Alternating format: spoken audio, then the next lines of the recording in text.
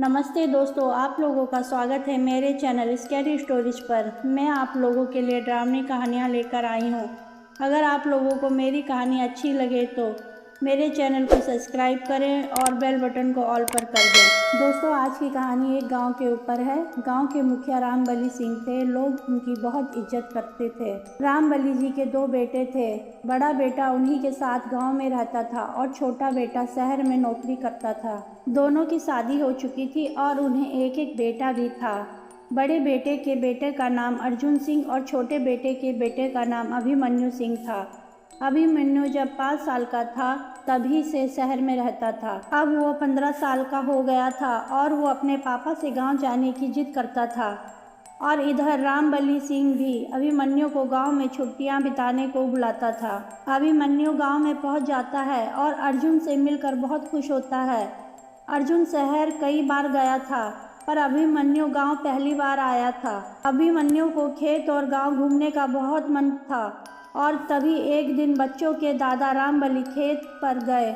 दादा ने बच्चों को भी चलने को कहा पर बच्चों ने बोला, दादाजी आप चले जाओ, हम पीछे से आ जाएंगे। रामबली खेतों पर चला जाता है। अब अर्जुन और अभिमन्यु दोनों खेतों पर जाने के लिए निकलते हैं और वो लोग रास्ता भटक जाते हैं और शमशान की तरफ वाले रास्ते पर निकल जाते हैं। तभी गांव के कुछ लोग उन्हें मिलते हैं और पूछते हैं, छोटे मालिक आप लोग कहाँ जा रहे हैं? तो अर्जुन बोलता है, हम लोग अपने खेत देखने जा रहे हैं। ये सुनकर वो अर्जुन को बोलते हैं, मालिक आपके खेतों का ये रास्ता नहीं है, वो दूसरा रास्ता खेतों को जाता है। अर्जुन उन लोगों का धन्यवाद बोलकर अभिमन्यु के साथ दूसरे रास्ते से खेतों पर पहुँच जाता है। पर खेतों पर से दादाजी घर के लिए निकल चुके थे। कुछ लोग खेतों पर काम कर रहे थे। उन लोगों ने अभिमन्यु और अर्जुन को खेतों से कुछ भुट्टे तोड़ कर दिए और कहा, मालिक कुछ देर में शाम हो जाएगी, अब आप लोग घर चले जाएं। अर्जुन अभिमन्यु दोनों फिर घर के लिए निकल जाते हैं। धीरे धीरे अंधेरा होने लगता है। उन्हें रास्ते में एक जगह आग जलती हुई दिखती है। अभिमन्यु बोलता है, अर्जुन चल वहाँ पर चल कर भुट्टा पकाकर खाते हैं, भूख भी लग रही है। अर्जुन मना करता है कि थोड़ी देर में अंधेरा हो जाएगा, घर चल के भुट्टा खाना। पर अभिमन्यु की जिद पर अर्जुन जहाँ आग जल रही थी वहाँ जाता है तो वो एक छोटी सी दुकान थी और 4 कुर्सियाँ वहाँ पर रखी हुई थी। अभिमन्यु दुकानदार से बोलता है कि यहाँ क्या क्या मिलता है। दुकानदार उन लोगों से पूछता है, तुम लोग कौन हो? अर्जुन को बड़ा अजीब लगता है कि यहाँ गांव में हमें सब जानते हैं पर ये कौन है जो हमें पूछ रहा है कि हम कौन हैं। तभी वो दुकानदार बोलता है, बच्चों तुम ये शमशान की तरफ से क्यों आ गए हो? चलो मैं तुम्हें घर छोड़ देता हूँ। ऐसा बोलकर वो आदमी अभिमन्यु का हाथ पकड़ लेता है। अर्जुन इधर उधर देखता है तो वो सच में फिर से रास्ता भटक के शमशान की तरफ आ गया था। लेकिन अभिमन्यु फिर से पूछता है, तुम यहाँ क्या बेचते हो? तो वो आदमी बोलता है कि मैं चिकन बनाता हूँ। अभिमन्यु शहर में रहता था इसलिए वो चिकन खाता था। यहाँ गांव में दादा के घर कोई भी चिकन नहीं खाता था। अर्जुन अभिमन्यु को खींचकर घर लेकर जाता है और रास्ते में हुई घटना किसी को घर में नहीं बताता। दादाजी पूछते हैं कि तुम लोग इतनी देर तक कहाँ थे? तो अर्जुन कहता है, दादाजी हम लोग खेतों पर से भुट्टे लेकर आए हैं, घर में सब लोग भुट्टा खाते हैं। अगले दिन ठीक शाम को 5 बजे अभिमन्यु घर से बाहर जाता है और 1 घंटे बाद आता है। ऐसा वो रोज कर रहा था। अर्जुन ने अभिमन्यु से पूछा कि तुम शाम को रोज कहाँ जाते हो? तो अभिमन्यु अर्जुन को घूर के देखता है और अपने रूम का दरवाज़ा बंद कर लेता है। अर्जुन जब अभिमन्यु को ऐसे घूरते हुए देखता है तो वो बहुत डर जाता है और सोचता है कि अभिमन्यु जब से खेतों से आया है तब से ऐसी ही कर रहा है और मुझसे बातें भी नहीं करता। अगली सुबह दादाजी बोलते हैं कि घर में कुछ सड़ने की बदबू आ रही है। जब सब जगह देखने के बाद अभिमन्यु का कमरा खोल कर देखते हैं तो वहाँ पर कच्चे चिकन का टुकड़े बहुत सारे पड़े हुए थे। दादाजी ये देखकर बहुत गुस्सा करते हैं और घर को साफ करवाते हैं। अभिमन्यु घर पर उस वक्त नहीं था। जब अभिमन्यु घर लौटता है तो उसे कमरा साफ सुथरा मिलता है। वो एकदम बौखला जाता है और पूछता है कि मेरे कमरे में कौन गया था? दादाजी अभिमन्यु को डांटते हैं और बोलते हैं कि इस घर में कोई चिकन नहीं खाता।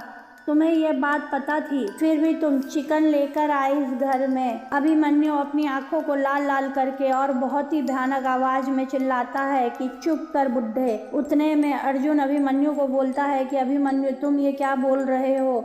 अभिमन्यु अर्जुन को एक थप्पड़ मारकर कमरे में जाकर दरवाजा बंद कर लेता है। दादाजी अभिमन्यु की ऐसी आवाज़ और बदतमीजी सुनकर एकदम परेशान हो जाते हैं। फिर दादाजी अर्जुन से पूछते हैं, बेटा तू सच सच बता, कोई बात है तो। उधर अभिमन्यु पूरे कमरे में तोड़फोड़ कर रहा था। तभी दादाजी गांव के ओझा को बुलाते हैं। ओझा घर में आते ही बोलता है कि अभिमन्यु को किसी बुरी शक्ति ने अपने वश में कर रखा है। ये सुनकर अर्जुन दादाजी से बताता है कि दादाजी उस दिन जब हम खेतों से लौट रहे थे तो हम रास्ता भटक कर शमशान वाले रास्ते पर चले गए थे। वहाँ हमें एक दुकानदार दिखा, वो वहाँ चिकन बेच रहा था। अभिमन्यु ने चिकन खाने की जिद की पर मैंने उसे मना कर दिया। उस दुकान वाले ने अभिमन्यु का हाथ पकड़ कर बोला, बेटा चलो मैं तुम्हें घर छोड़ देता हूँ। लेकिन हम वहाँ से अकेले ही घर आ गए। ओझा बोलता है कि मालिक पहले पता लगाओ कि शमशान के पास चिकन की दुकान किसने खोली। दादाजी कुछ लोगों को वहाँ भेज के पता लगवाते हैं। वो लोग दादाजी को बोलते हैं कि मालिक वहाँ पर किसी की दुकान नहीं है। ओझा और दादाजी गांव के लोग से अभी बातें ही कर रहे थे। वैसे ही अभिमन्यु कमरे का दरवाजा खोलकर शमशान की तरफ जाने लगता है। ओझा गांव के लोगों से बोलता है कि अभिमन्यु को पकड़ो। सब लोग अभिमन्यु को पकड़ते हैं।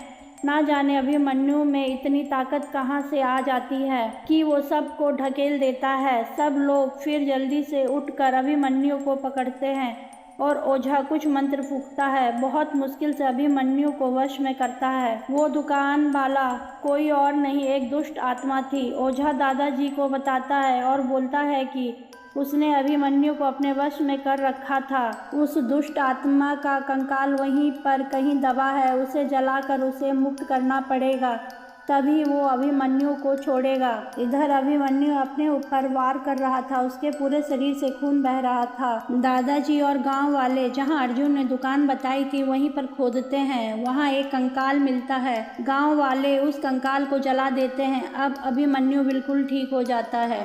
दोस्तों, आप लोगों को अगर मेरी कहानी अच्छी लगे तो मेरे वीडियो को लाइक और कमेंट करें और मेरे चैनल को सब्सक्राइब करें।